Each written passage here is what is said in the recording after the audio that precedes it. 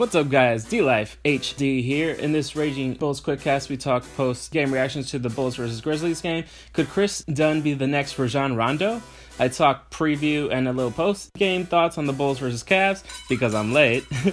Talk starting lineups, matchups, and players to watch. Let's do this!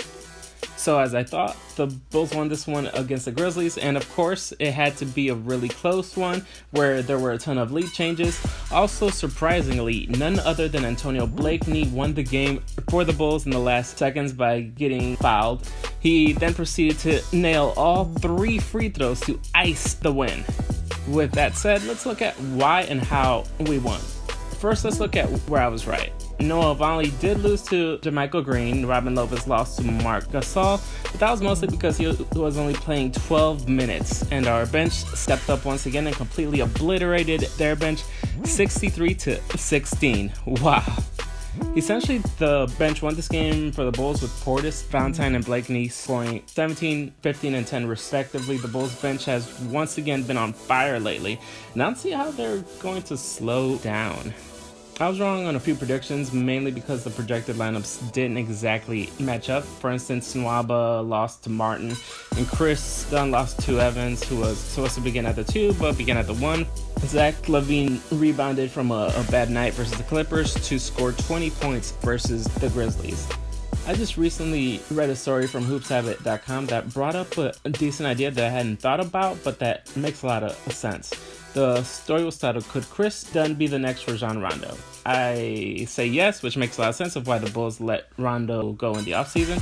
They felt like they had a younger version of Rondo that could eventually turn into a similar version of himself. And once you think about it, they're both quick, versatile point guards who can rebound the ball really well for being so small. Can be decent scorers at times, and defense is their forte. They both really pass the ball well. The Bulls play much better, and the ball rotates much better when Kris is in the match.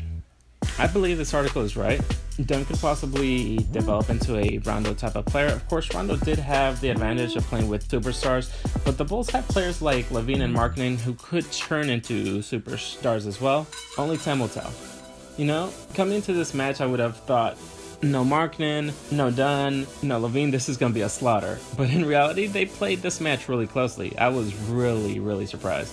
Cleveland was leading by at least 10 points, mostly the entire match until the last quarter. That's when it got really good. The Bulls end up losing this one 109-114, but let's go through the lineups and see how I would have predicted it and how it would have really ended up. First, the matchup at point guard. Cameron Payne versus Jose Calderon. I would usually say that Calderon had Payne beaten by a mile, but I would have also probably taken into account that Cameron Payne has really had some pretty awesome games lately. I would have still given this to Calderon, and that's why I'm so surprised that Payne actually won this match, scoring 13 points and notching up 10 assists. Up next, the battle at shooting guard. Justin Holiday versus George Hill. In the preview, I would have actually given this one to Justin Holiday. I think he's a better player than George Hill, but I was wrong. Holiday lost this match, but only by a little bit. Now the battle at small forward. Denzel Valentine versus Jeff Green. Jeff Green and Denzel Valentine are actually pretty even players. Both score about 10 points per game, but Denzel Valentine completely dominated Green this game, shooting 13 for 20 and 8 for 11 from downtown. Valentine completely obliterated Green, scoring 34 points to Green's 21. Valentine hadn't been playing well, and I love this blowout. The matchup at power forward. Paul Zipser versus LeBron James. There's obviously no possible way that Zipser would ever win this match, and I would have claimed it that way in my preview too. In reality, he didn't. I mean, never into question, although he did do pretty decently, making 11 points, but LeBron still demolished him with 33 points, 13 boards, and 12 assists. Last but not least, the battle at center. Cristiano Felicio versus Ante Zizic.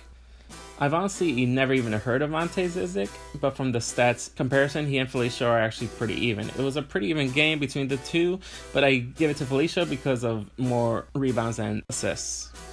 Even though most of our bench was playing in the starting lineup, we still managed to win this matchup 36-29 with Bobby Portis and Antonio Blakeney scoring 15 and 10 points respectively.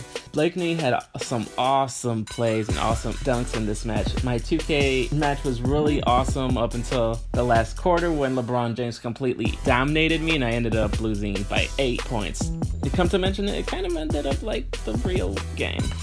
Alright everyone, thanks again for watching. Remember to like, comment, and subscribe for more content like this, and make sure and follow me on Twitter and Facebook for daily posts. Love you guys, and peace.